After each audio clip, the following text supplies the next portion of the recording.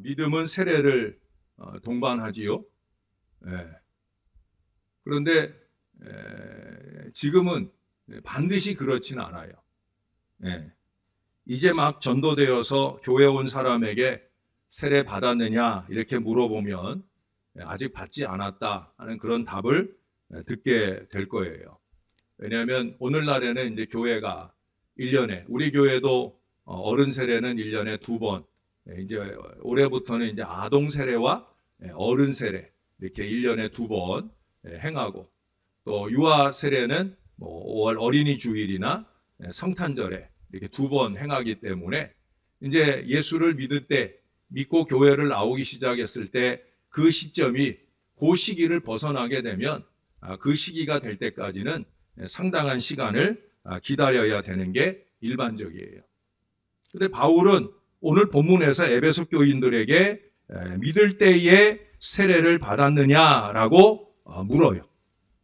이때 이 믿을 때라는 말은 당시에는 세례를 의미하는 거예요. 믿을 때 성령을 받았느냐? 그런데 여기서 이 믿을 때라는 것은 옛날 그 사도시대에는 믿는 때와 세례를 받는 때가 일치한다는 거예요. 그건 왜 그래요? 사도행전에 보시면 많은 사람들이 내가 이제 예수 믿겠습니다 라고 고백을 하면 그러면 곧바로 세례를 베풀잖아요. 사도행전 8장 같은데 빌립 사도도 에디오피아의 그 내시에게 말씀을 전하고 믿음이 그의 안에 있게 될 때 그때 내려가서 물에서 세례를 베푸는 장면이 나옵니다.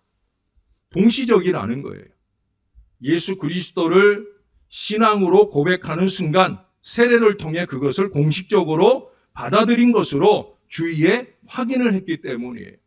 따라서 세례 받았다는 건 기독교 신앙의 정수를 받아들인 것과 같은 의미예요. 그런데 이런 바울의 질문을 받은 에베소 교인들의 답변이 어떠해요? 아니다라고 대답을 해요.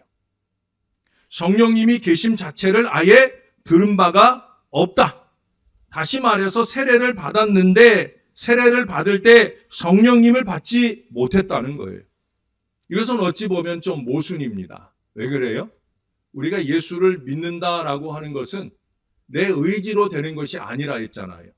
성령이 내 안에 내주하심으로 그 성령이 나의 마음을 감화 감동하셔서 예수님이 나의 구주십니다. 이 고백을 하게 되어지는 거거든요. 근데 세례는 받았는데 믿었다고는 하면서 뭐예요? 성령을 받지 못했다. 성령이 있음도 듣지 못했다. 이것은 모순이라는 거예요. 그래서 이 말을 들은 바울이 그러면 도대체 무슨 세례를 받았느냐 묻게 됩니다. 여기서도 다시 믿을 때와 세례를 받을 때가 같다는 것을 확인할 수가 있어요. 에베소 사람들, 구체적으로 아볼로를 따르던 이들은 요한의 세례를 받았다고 답을 합니다. 요한의 세례는 예수님이 받으신 세례를 의미해요.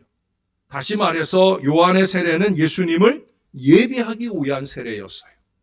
그 세례는 예수님을 아직 알지 못하던 유대인들도 너나 할 것 없이 달려와서 받던 그런 세례예요. 요한은 마태복음 11장이나 누가복음 7장을 통해서 자신이 아니라 자기 뒤에 오실 바로 그분 예수를 기다려야 하는 것을 분명히 말했어요. 그리고 앞으로 오실 그분이 성령으로 세례를 주실 것이다. 요한복음 1장에서 확인해서 말해주기도 했어요. 결국은 요한의 세례는 예수님의 오심을 예비하는 그런 세례에 불과했습니다.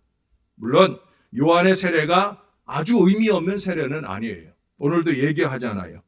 회개의 세례, 회개의 세례, 요한이 베푼 회개의 세례라고 말하기 때문에 이 세례는 하나님 나라에 들어가기에 합당한 조건을 갖추기 위해서 꼭 필요한 것은 맞습니다. 여러분, 회개 없이 구원 없는 거예요. 그러나 이 세례는 구약에 해당하는 세례에 불과했어요. 예수님의 세례, 성령의 세례가 임하기 전에는 이 세례가 중요했지만 이제는 성령 세례를 통해서 이 세례는 구약의 세례로 머물러 있다는 거예요. 그냥 회개로 끝나는 세례면 아무 의미가 없다는 거예요. 구약의 시대를 끝내시고 이제 예수님이 오셨으니까 아직도 구약에 해당하는 그 세례만 받고 말았으니까 이 아볼로의 제자들은 여전히 구원과 무관한 삶을 살고 있으면서도 그것으로 만족하고 있었다라는 거예요. 여러분, 시대가 바뀌었는데 아직도 옛 습관에 젖어 있어 그것을 벗어버리지 못한 상태를 우리가 시대착오라고 합니다. 시대착오.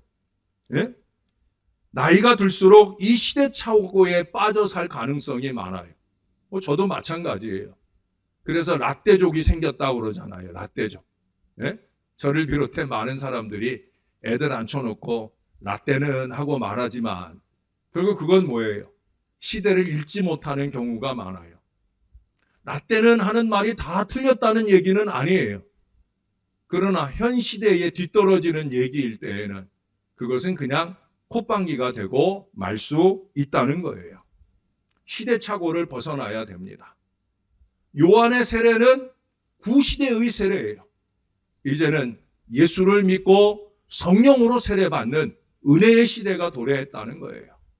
오늘 본문에 등장하는 이 아볼로파 제자들은 아볼로로부터 그 앞에 18장 25절에 보면 주의 도를 배워 열심히 예수에 관한 것을 자세히 말하며 가르치는 것을 듣고 배웠습니다. 28절에 가보시면 성경으로서 예수는 그리스도라고 증언하여 공중 앞에서 힘있게 유대인의 말을 이기는 것도 목격을 했어요. 그러나 그것으로 참된 신앙을 가진 것은 아니더라는 거예요. 예수님에 대해서 아는 것과 예수님을 마음으로 믿는 것에는 분명한 차이가 있다는 거예요. 어쩌면 아볼로파 사람들은 옛 습관에 젖어 스스로 잘 믿고 있다고 생각했는지도 모르겠어요. 여러분, 잘못된 구태에 머물러 있는 것은 잘 믿고 있는 게 아닐 수도 있다는 사실을 우리는 다시 한번 깨달아야 합니다. 오늘 우리의 모습은 어떻습니까? 스스로 잘 믿고 있다고 생각하고 있지는 않으신지요? 시대착오적이라는 말과 함께 인지 부조하라고 하는 말도 오늘 이런 자기 확신에 속고 있는 그리스도인들을 잘 표현하고 있는 용어입니다. 제가 얘기 하나를 해드릴게요. 레온 페스팅거 교수님이 있어요. 이분이 자기가 가르치는 대학생들을 대상으로 해서 실험을 하나 했어요. 쓰레기를 상자에 담아서 버리는 일을 시켰는데 그저 쓰레기 담아서 버리기만 하면 되는 일이니까 그다지 흥미를 끄는 일은 아니에요. 어찌 보면 1시간 남짓한 이 일을 대부분 학생들이 보람도 없고 재미도 없는 것처럼 그렇게 그저 몸으로 알게 되어집니다. 이 일을 마치고 난 뒤에 페스팅거 교수가 그 학생들을 두 그룹으로 나눴어요. 그래서 한쪽 그룹의 아이들에게 가가지고 $1씩을 줍니다.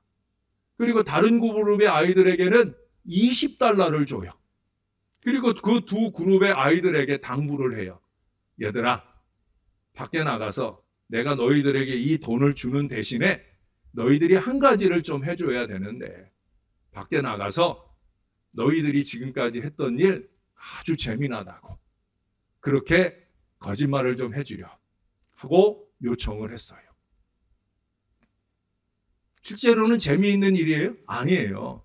아주 단순하고 지루하고 재미없어요. 근데 $1를 주면서 또 $20를 주면서 밖에 나가서 거짓말을 하라는 거예요. 아이들은 정말 그렇게 하겠다고 나가가지고 그 주는 돈을 받았으니까 그래서 밖에 나가서 참 재미있는 일을 하고 왔다고 거짓말을 하기 시작을 해요. 자, 여기서 이제 실험은 시작이 되는 거예요. 이제 아이들이 다 그 일을 하고 돌아와서 그 아이들을 놓고 교수가 묻습니다. 자, 너희들이 했던 일은 재밌는 일이냐, 재미없는 일이냐? 라고 물어요. 근데 의외로 놀라운 반응이 일어납니다. $1를 받은 아이들, 그들은 다 활짝 웃으면서 재미있었어요 라고 대답을 해요. 그리고 $20를 받은 아이들은 여전히 지루한 표정으로 교수님 재미없었잖아요 라고 대답을 해요. 여러분, 왜 이런 반응들이 나타날까요? 네? 1달러를 받은 아이들은 생각해 보세요. 겨우 1달러 가지고 거짓말을 한다는 게 어이없는 일이잖아요. 내가 겨우 1달러 받아가지고 1달러 때문에 내가 거짓말을 한다라는 게 스스로 용납이 안 되는 거예요. 그래서 자기 안에서 자기를 설득하기 시작하더라는 거예요. 나는 이 1달러 때문에 내가 재미있다고 말하는 게 아니라 나는 정말 재미있어서 재밌다고 말하는 거라고 무의식 중에 자기를 설득하고 있었던 거예요. 그리고 사람들에게 재미있었어 라고 자꾸 말하면서 자기도 모르게 그게 믿어지더라는 거예요. 이해가 되세요? 근데 20달러 받은 사람들은 아니에요. 20달러라는 이 거액을 받고 자기들이 거짓말, 이 돈 때문에 내가 거짓말하는 거지, 그 일은 정말 재미없었다는 걸 더 확고하게 다지게 되어지더라는 거예요. 자기 마음을 스스로 조작할 필요 없이 있는 마음 그대로를 표현하게 되었다는 실험의 결과입니다. 자, 여러분, 우리는 여러 가지 교육을 교회를 통해, 말씀을 통해 받으면서 실제로 변화가 일어나고 있습니까? 교회는 여러분들에게 1달러도 안 주고 20달러도 안 드려요. 그런데 어떻습니까? 여러분들은 지금까지 수없이 많은 교육을 받으면서 과연 내가 받은 바, 이것이 내 안에서 변화의 역사를 이루어가고 있느냐는 거예요. 아니면 변화했다고 그저 생각해야 되는 상황이라서 스스로의 마음을 억지로 바꾸어가고 있는 건 아닌지요. 내게 목사라는 직분이 맡겨지고 내게 항전직의 직분이 맡겨지고 그래서 그 직분에 어울리는 거짓 신앙을 살고 있는 건 혹시 아니냐 하는 얘기예요. 왜? 아볼로파 사람들이 그랬거든요. 실제로는 성령님의 영향 아래 살지 않으면서도 그들은 마치 신실한 신앙생활을 하고 있다고 스스로를 설득하고 있었더라는 거예요. 근데 오늘 바울의 가르침을 들어보니까 이게 아니었네 라는 걸 알게 되더라는 거예요. 내가 이렇게 오래 신앙했으니까 이 정도 예배 생활하고 헌금하고 헌신하니까 이만하면 내가 성령의 사람 아닌가 스스로 만족하고 멈춰 있는 것은 아닌가, 나 자신에게 거짓말을 하고 있는 건 아닌가. 오늘 성령 강림 주일에 우리는 그 사실을 다시 한번 점검해 볼 수 있어야 되는 거예요. 바울은 아볼로를 따르던 제자들에게 요한이 회개의 세례를 베풀며 백성에게 말하되 내 뒤에 오시는 이를 믿으라 하였으니 이는 곧 예수라 하는 가르침을 베풀게 되어집니다. 자, 그 뒤에 현상을 보면 놀라워요. 아볼로가 그토록 열정적으로 가르친 내용과 바울의 이 한마디 말의 차이가 도대체 무엇이겠습니까? 무엇이 아볼로의 가르침에는 성령님의 역사하심이 일어나지 않았고 바울의 이 가르침에는 강력한 성령이 그들에게 임하심으로 방언도 하고 예언도 했다는 6절의 말씀이 우리들에게 증거되어지는 이 전혀 다른 결과가 나타나고 있느냐 하는 거예요. 그것은 다름 아니에요. 바울이 성령의 사람이었기 때문이에요. 물론 바울이 성령의 사람이었기 때문에만 아니라 에베소 교인들의 마음에 갈망하는 마음이 있다는 거예요. 이전에는 아볼로를 통해 제대로 된 가르침을 향한 갈망이 있어서 열심히 배웠고 그 열심히 배운 밑바탕 위에 이제 바울 사도를 통해 더 나은, 더 본질적 신앙의 은혜, 성령의 은혜, 예수 믿는 은혜, 이 은혜를 갈망하는 그 마음이 밑바탕에 깔려 있었기에 성령의 사람 바울과 그 믿음의 간절함이 갖고 있는 그들의 마음이 합쳐지면서 그 가운데 놀라운 성령의 역사가 임하게 되었다는 거예요. 할렐루야! 이 은혜가 성령이 임하시는 은혜예요. 바울은 믿을 때에 받은 은혜 그대로 성령님의 능력으로 살았고 지금 자기가 알고 믿고 따랐던 이 성령님의 존재를 강력하게 전하고 있는 거예요. 뭐 긴 말을 한 게 아니에요. 뭐 재미나고 수려한 예화를 한 게 아니에요. 어떤 목회자들은 예화를 전하지 않으면 설교가 안 되는 것 같은 강박관념에 빠져 있는 사람들. 그럴 거 없어요. 복음은 단순해도 그 안에 성령의 은혜가 있으면, 그 안에 갈망하는 마음들이 만나면, 그러면 놀라운 성령의 역사가 강력하게 나타나게 되는 거예요. 강단에 서서 그저 말장난을 하는, 그저 말을 잘하는, 그것이 하나님의 은혜를 임하게 하는 것이 아니라는 거예요. 내가 과연 성령의 사람이냐? 목회자에겐 그 마음이 필요하고요. 여러분 성도들에게는 은혜를 갈망하는 마음이 필요하다는 거예요. 여러분, 바울이 성령님으로 말미암은 세례, 참된 세례, 구약이 아니라 예수 그리스도로 말미암은 이 신약의 세례를 주고 안수하게 되자 성령님이 강하게 임했고 여러 은사들이 나타났어요. 이들로 말미암아 바울의 사역도 새로운 단계에 접어들게 됩니다. 이제까지 사도행전을 통해서 바울 이외의 사도들, 제자들은 놀라운 이적과 능력을 그 사역 가운데 행하게 하는 그런 사람들이었어요. 사도로 말미암아 모인 이들 가운데 오순절 성령 강림의 역사가 무수히 일어났잖아요. 베드로와 요한은 기적과 함께 복음을 힘있게 전하기도 합니다. 빌립 집사는 그리스도를 전하며 기적을 행하게 되어집니다. 뭐 사도나 평신도나 가릴 것 없이 성령의 사람들은 성령의 역사를 나타내는 일들을 했다는 거예요. 성령의 사람들은 성령의 일을 해야 되는 거예요. 자꾸 사람의 일을 하려고 하지 말고, 그 이상 마귀의 일을 하려고 하지 말고 성령의 사람이 되어 성령의 일을 열망하는 그런 사람들이 되어야 된다는 거예요. 이제 바울의 차례가 된 거예요. 사도들이 또 집사님들이 그렇게 하나님의 사람으로 강력하게 성령의 역사를 나타낼 때 이제 바울도 이제 하나님의 은혜 가운데 쓰임받기 시작하는 거예요. 본문에서 그가 전하자 성령께서 강하게 임하시는 기적과 능력이 나타나더라는 거예요. 사랑하는 여러분, 저도 우리 신월 제1교회 사랑하는 우리 성도들을 위해 그렇게 강력한 성령의 사람으로 쓰임받고 싶어요. 여러분들이 종을 위해 기도해 주실 때, 두 가지예요.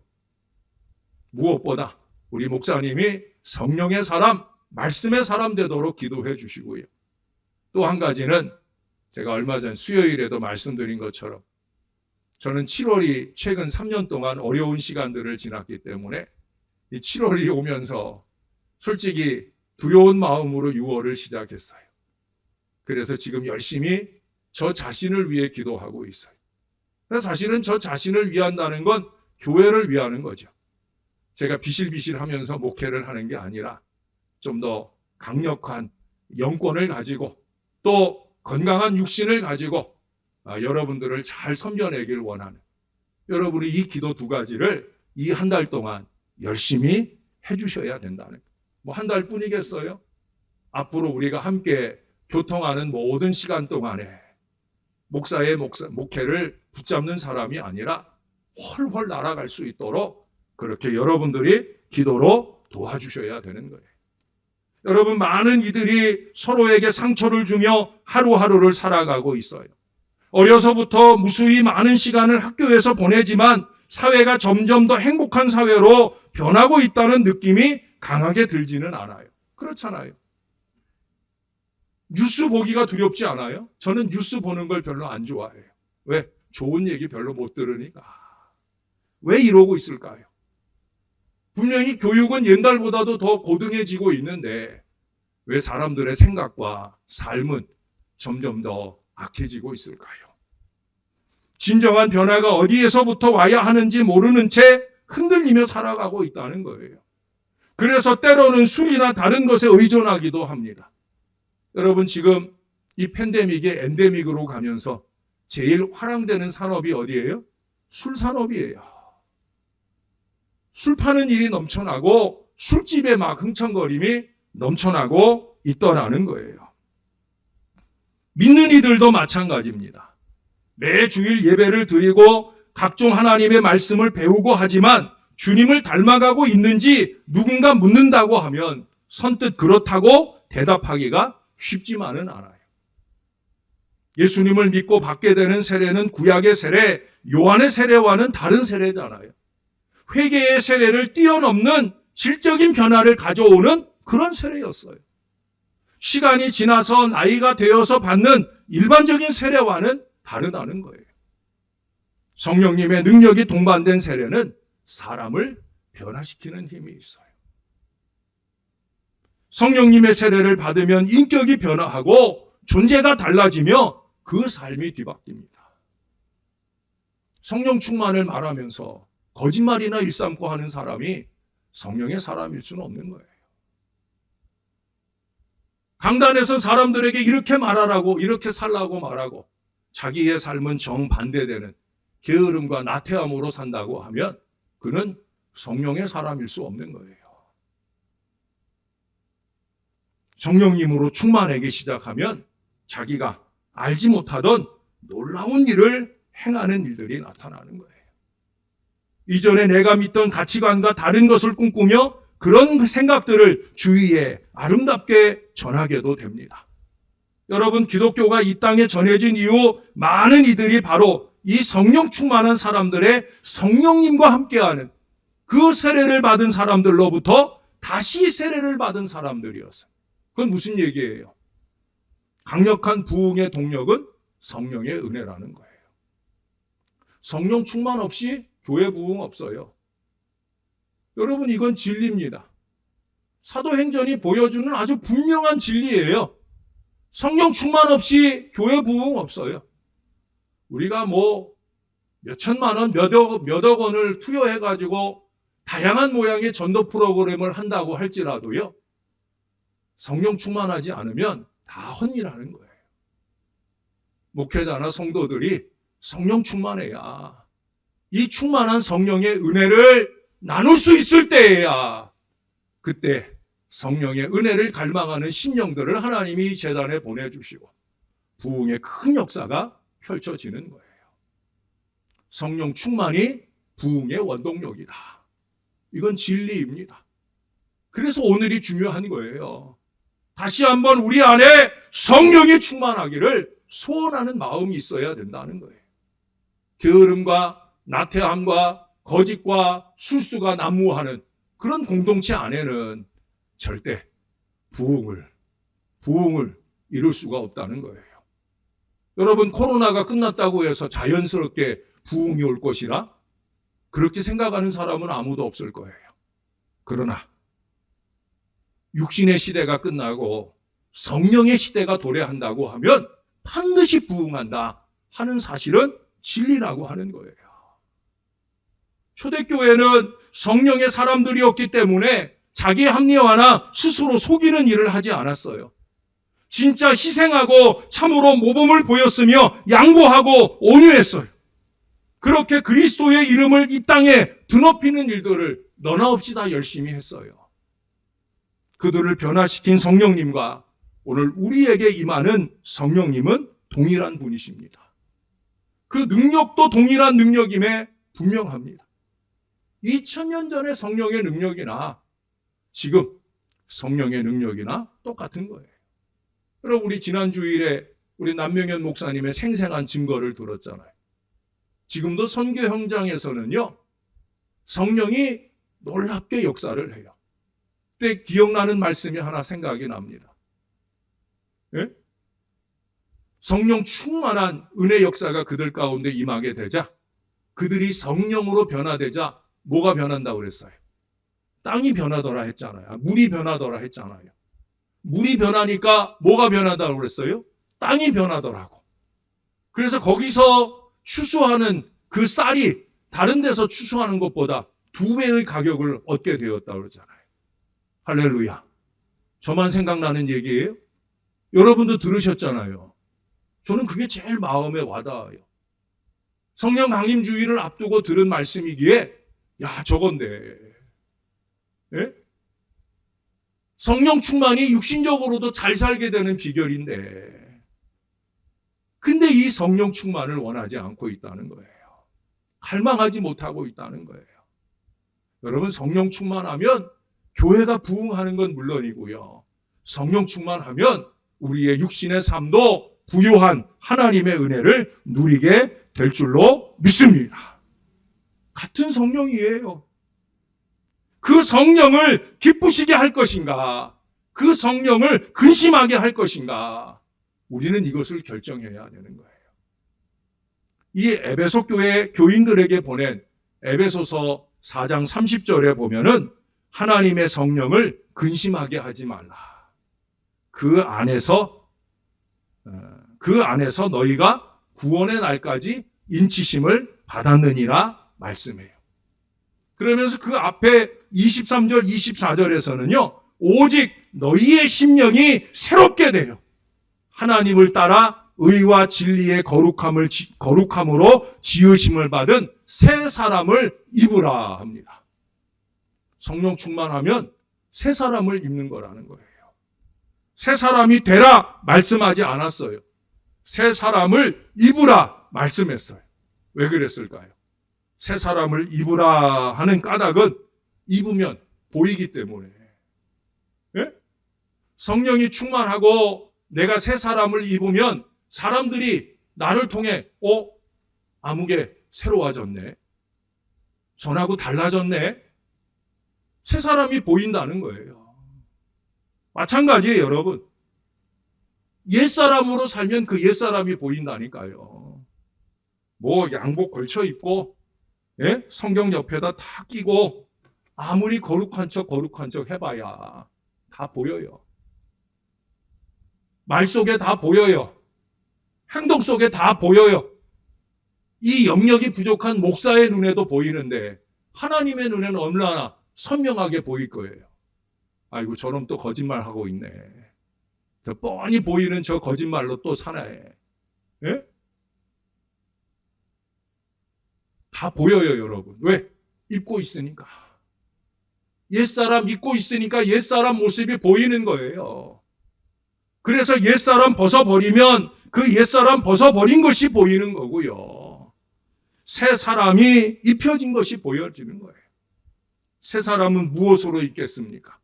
좀 전에 말씀했잖아요. 하나님의 의와 진리의 거룩함입니다.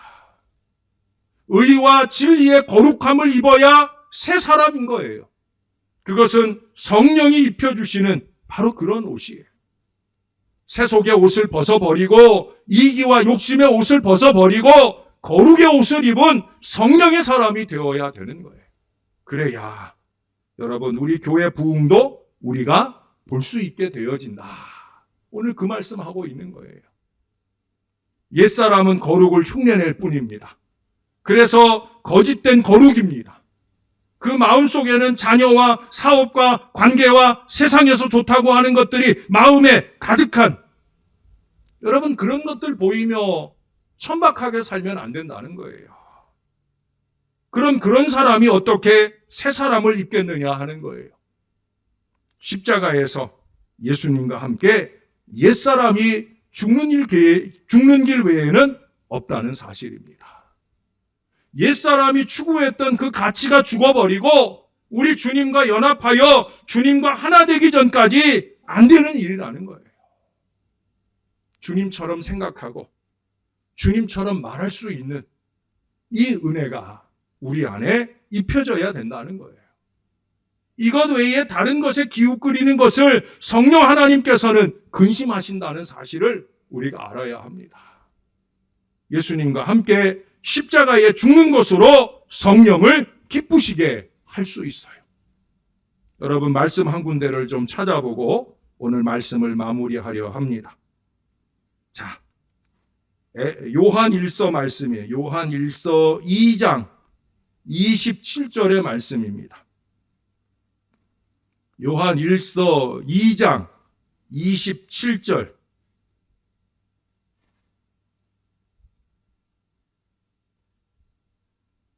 제가 27절을 읽을게요. 여러분들은 28절을 읽어주세요. 잘 주목해서 보시면서, 너희는 주께 받은 바 기름 부음이 너희 안에 거하나니 아무도 너희를 가르칠 필요가 없고 오직 그의 기름 부음이 모든 것을 너희에게 가르치며 또 참되고 거짓이 없으니 너희를 가르치신 그대로 주 안에 거하라. 자녀들아 이제 그의 안에 거하라. 이는 주께서 나타내신 바 그가 강렬하실 때 우리가 우리로 담대함을 얻어 그 앞에서 부끄럽지 않게 하려 함이니라. 아멘. 예, 아주 중요한 얘기를 해요. 여러분, 성령 충만, 기름 부음이 엔크리스토예요. 기름 부음이 엔크리스토예요.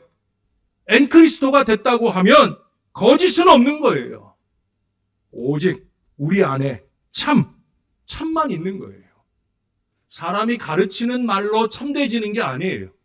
기름 부음이 우리를 참되게 하고 거룩하게 하는 거예요. 그렇게 엔크리스토를 이루어 가야 되는 거예요. 그렇게 거룩하게 구별되어서 능력 있게 쓰임받는 일꾼이 되기 위해 우리는 더욱더 성령이 임하시는 성령의 사람들이 다 되시기를 우리의 구주 되시는 예수님의 이름으로 간절히 축원합니다. 기도하겠습니다. 아버지, 성령 강림 주일이라 성령의 말씀을 하기는 하지만 이것이 이 한 시간의 이야기가 아니어야 하는 것을 우리 모두가 알게 하여 주시옵소서. 참으로 우리가 성령으로 새 사람을 입게 하여 주옵소서. 뻔히 보이는 거짓과 술수로 사는 이기적 인생이 되지 말게 도와주시고 성령이 충만하여서 엔크리스토가 이루어짐으로 의와 거룩함으로 진리의 사람들로 살아가는 하나님의 사람, 성령의 사람, 엔크리스토의 사람들이 될 수 있도록 우리를 붙들어 주시옵소서. 오늘도 주님을 바라봅니다. 예수 믿고 성령의 사람으로 사는 일들이 좀 부족하고 힘든 일이지만 그래도 이 일에 열심을 내며 아버지 하나님의 거룩한 뜻을 이루어가는 저와 이 모든 사람들 될 수 있도록 우리를 붙들어 주시옵소서. 감사드립니다. 예수님 이름으로 기도합니다. 아멘.